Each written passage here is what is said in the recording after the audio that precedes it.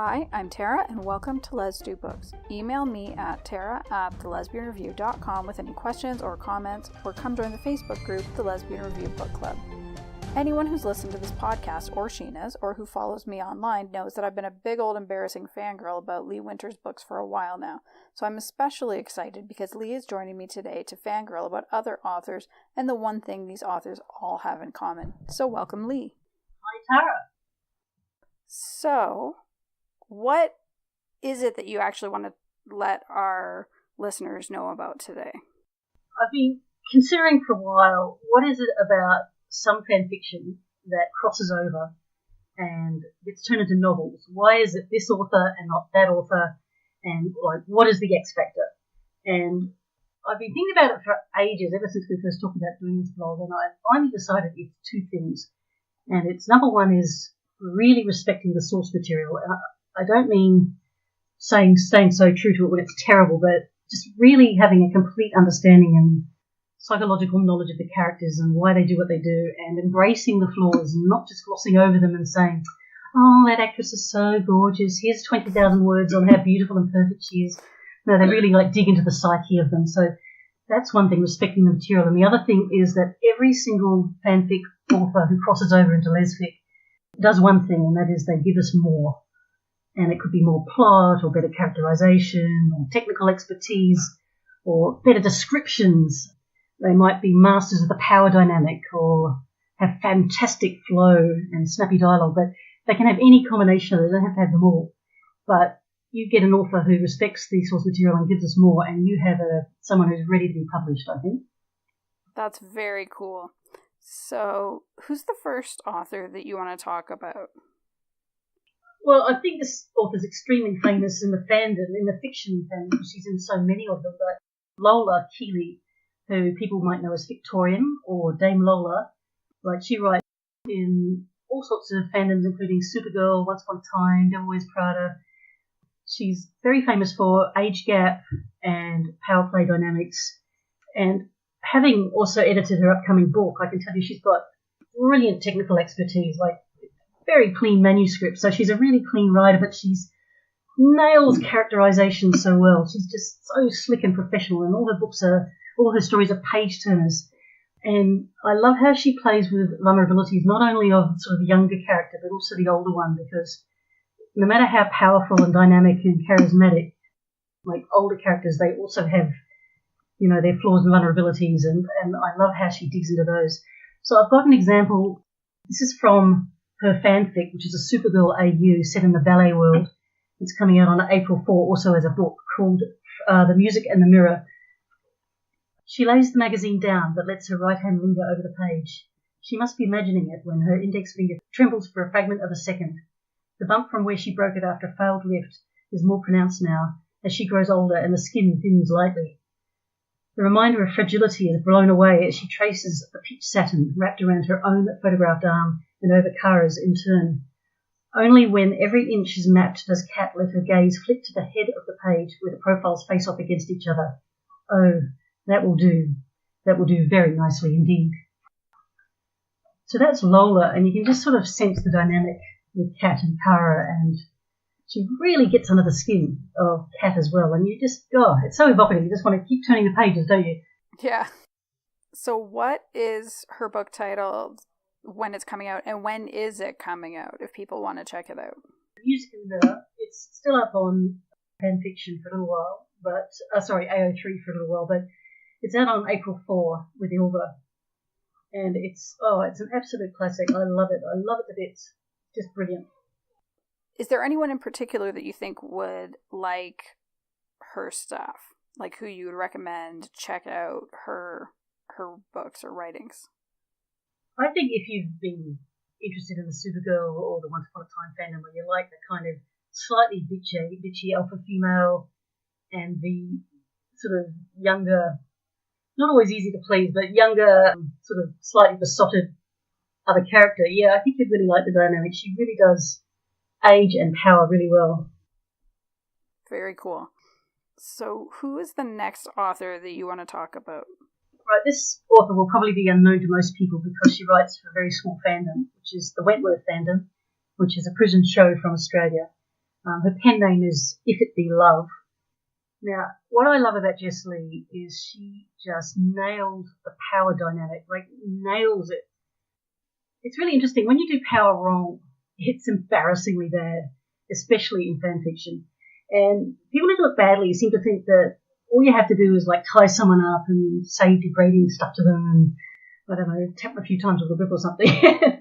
But that's not what power is, and it just drives me crazy that people don't see past BDSM or something. And, power can be like a black glove slowly tracing a jaw and with no words spoken. It can be in the eyes, it can be in the posture, it can be ordering someone who's really aroused to just go back to work. Mm-hmm. Power is really, really hard to get right. So Jess does it so beautifully and she does it really subtly. And I haven't edited Jess's work. I've edited the other 3 authors, but not Jess. But I did get to have the pleasure of reading her submission to Ilva, which was a bunch of erotic short stories. And I had no idea she was a Wentworth writer, and that's a fandom that I've written in. So I didn't even know that I actually knew her work. And so I read this. Astrid at Ilva sent me her submission and asking for a second opinion, which she sometimes does. And I was so blown away. I had no words. I was a puddle. I was an absolute puddle. And I was like, you've got to sign this woman. So, yes. Her erotic short story is called The Taste of Her. It's in 2 parts. And the first part would have been out on February 7th. And one of the stories, and I swear, I think I've read them about 12 times. I really like it. It was about this really, really old school lingerie seller and her shop girl. It's just really hot. But anyway, so here's a snippet of Jess's writing from a Wentworth prequel called The Name Says It All. Zila didn't struggle. Her breath came out with something like laughter, and her dark eyes glittered. Joan saw no fear there, a fact she found both aggravating and unbearably attractive. She could feel the young woman's ribcage fluttering and the warmth of her flesh seeping through their clothing. Zila's shampoo smelled of strawberries, a cheap teenage flavour. Now that's from that fic, but that shows how she sort of does the eroticism and power. But I want to just read a second one, which is also from the same fic, which shows how well she does description. Sure. Under the prison's fluorescent lights, Joan would look large, lacquered, and alarmingly neat, armoured, untouchable. But when the lights went out, her silhouette against the concrete wall would show up monstrous, a figure so tall its bulbous, oversized head brushed the ceiling, its legs unnaturally long and ending in spikes, its huge black hands splayed out like spiders. Oh. So that is Jess Lee. Marvellous, marvellous, marvellous writer of erotica and also power. And actually her short story collection is all about control, having it, wanting it, watching it, eating it, everything about control. So if that's your thing, you've got to find The Taste of Her. It's really good. I just saw that as forthcoming in the Ilva newsletter. Now, we're recording this in January, and this episode will come out in March. But that's one that I definitely have my eye on because we always need more good erotic writing in Lesfic. You know, the key, I think, with erotic writing isn't all just gushing wet stuff. No, God, no. It's the power of suggestion. And if you do that right, oh my God, it is fabulous. So mixing power and erotica, that's my favourite mix of all. Well, and I think when it works really, really well, it's also because it allows the author to explore vulnerability in a way that isn't necessarily possible otherwise. Yeah, that's really true. That's really true. So, who's your next author? My next author is Alex K. Thorne. She's known as MermaidDrunk. She writes, among other fandoms, Supergirl. What I like about Alex's work is she does characterization flawlessly. Like, it feels like you know her protagonist like your own best friend. She does like this really gentle, subtle back and forth between the characters, a really clever power play. It feels natural and flirty and fabulous. And I really like how she does longing. You know how you always have some characters a little bit, unrequited love, and she just captures longing so well. So she's the most romantic of these 4 authors we're talking about today, and she'd be probably, I don't know if mainstream is the right word, but she's the one who is the most accessible, I think. So here's a snip from her fanfic called For What Binds Us. and it's going to be a book out in March called Catching Stars. Kara liked being quiet with Kat. She turned her head and studied Kat's profile, the curve of her forehead half hidden by a wisp of perfectly styled hair, the gossamer lines that feathered out around her eyes and dared to hint at her age, the dip of her nose, the perfect swell of her lips. She was beautiful. It was an obvious statement. Kat Grant was beautiful. But in that moment, in that late evening air, surrounded by the lights and sounds of the city, Kara was struck by this simple, undeniable fact. And I want to show also just a little snippet from a Carmilla fic that she wrote, that she's really got an interesting turn of phrase sometimes too. Mm-hmm. It's both terrifying and liberating to understand that she is alone in her grief. There is no one else to whom she can turn. She only has herself. She feels herself hardening, like an apple dipped into liquid sugar. Anyone who tried to take a bite out of her now would chip their teeth. That's really good. Does it not blow your mind that all these are just fanfics that people have just written for the world? Go, here you go, free writing. Yes. But it also makes me glad that we have so many amazing authors that are making the leap from fanfic to published fic. Because it's also hard to know how to find what's good in fanfic. That's been my experience. I tend to look for the pairings that I'm interested in and then sort by kudos on AO3. But otherwise, how do you know? I know. I find authors that I love and see who they like. And you tend to find that like goes to like, and that really talented writers will like really talented writers. And that's how I found my most favourite author of all time, who's not published and refuses to be, who's Chain of Clovers, who does Devil Wears Prada fics. And you find all sorts of really interesting people that way, actually. Really unfamous people. Mm-hmm. So who's the last author you want to talk about? I'm surprised you have to ask. Okay, the last author is the most famous fanfic author, which is Telanu, aka Roslyn Sinclair. She's like a real legend of fanfic because she's written the best unpublished fanfiction ever, which is a Devil Wears Prada fic called Truth and Measure, and that's going to be out next year. But she has already published her first fanfic called Lily and the Crown, which was a romantic space pirate book, which I loved to bits and I had the joy of editing. And next up she's working on The X Ingredient, which is, wow. So, okay, Roslyn does my head in because she's really hard to categorise as to what makes her so good.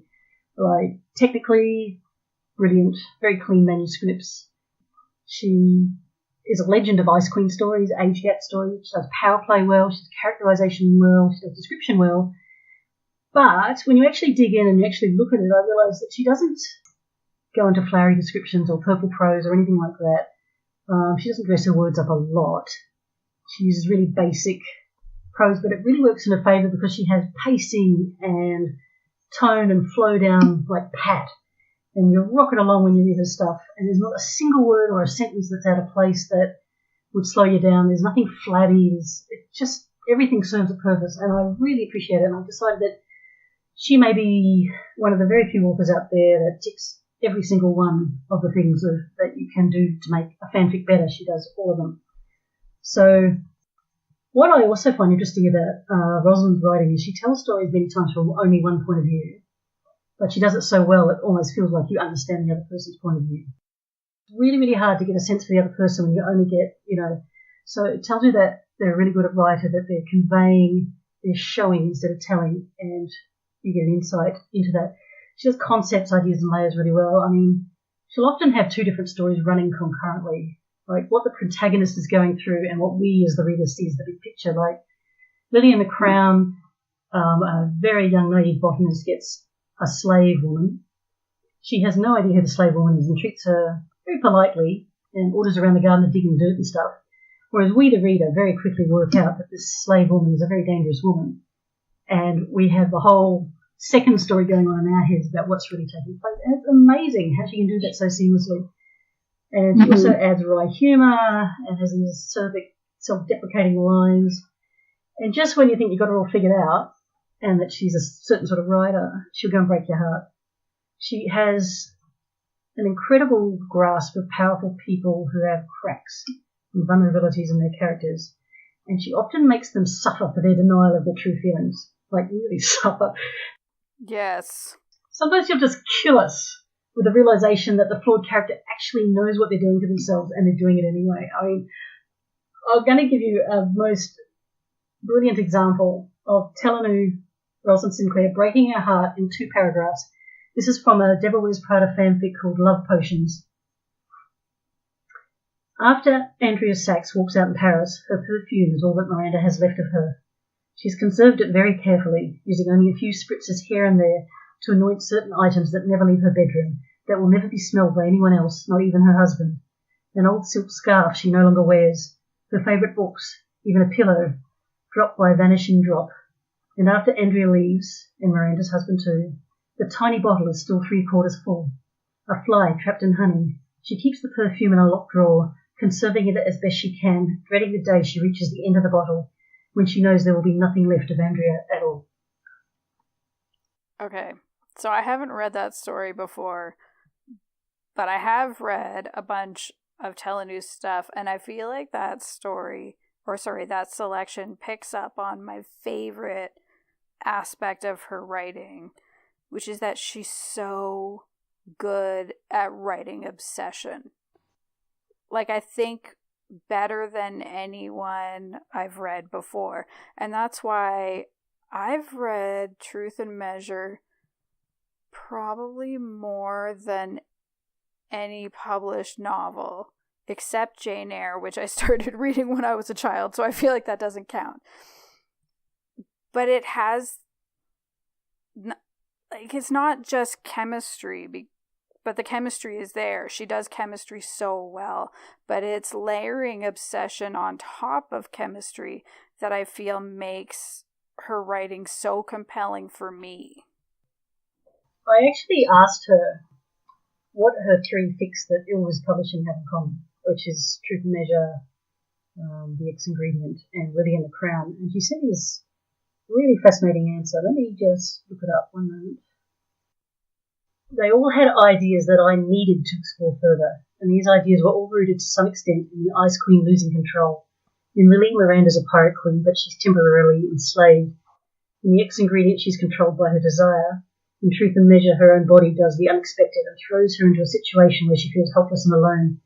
The bigger they are, the harder they fall is one of my favourite tropes. Obsession, and in her case, losing control. Oh, she loves the losing control thing. So good.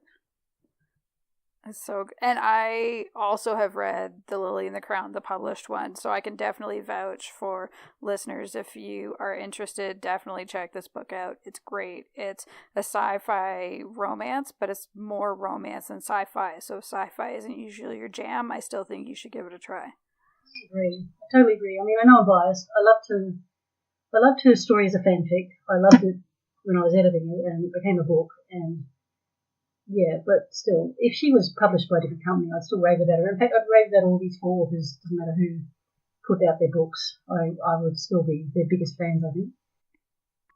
So, is there anything else you want to say about that X Factor kind of thing, and about what it is that keeps you coming back to reading fanfic? On your first point, I get a lot of people asking me, like fanfic writers, what they can do to get published, and some will ask me, is it just that some people have talent and some people don't? Well, I think that's true for only a very few people. Like, there's some people who are just so obviously talented you can see it from, another galaxy. But that's not true for everyone. And if you just keep at it and you practice and you keep giving more, be it any of those points I made, like plot or dialogue or whatever, you just keep plugging away and giving more and going the extra length and not being blind to the vulnerabilities of your characters, like embrace the flaws and really dig deeper than the show. My goodness, some of the fanfics I've read go way deeper than the source material, and people who are fans just lap that up. They love it. If you do that and you keep seeking help from like the beta readers and you're just offering more, then you will potentially become an author one day yourself, because that will make you stand out, and that's what you're doing. You want to stand out.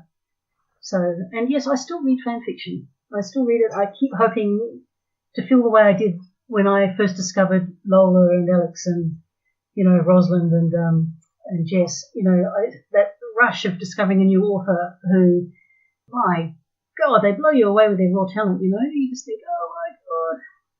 So yeah, I still read fan fiction, and maybe 1 in 100 fixes like that, but it's still worth it. Yeah. Well, I think that's all for this episode. Thank you so much, Lee, for joining me. It was good to talk to you for the very first time. Oh, I know. Finally, right? So, where can people find you online if they want to connect with you? Lee Winter Oz on Facebook, and Lee Winter Oz on Twitter, and I'm leewinterauthor.com. All right, so I'm Tara, and you've been listening to Les Do Books. Don't forget to email Tara at thelesbianreview.com with your questions and comments. And if you're an author who's interested in joining me on the show to talk about the Lesfic you love or the trends that have you interested, please let me know. If you've enjoyed this episode, please check out the show notes. All of the fanfic links are there, and please consider contributing to the Patreon for the Lesbian Talk Show. Just a little bit would go a long way to cover hosting costs for the Les Do Books and the other great shows that are all geared towards queer women, all of which you can find by searching for the Lesbian Talk Show on iTunes, Podbean, or Stitcher.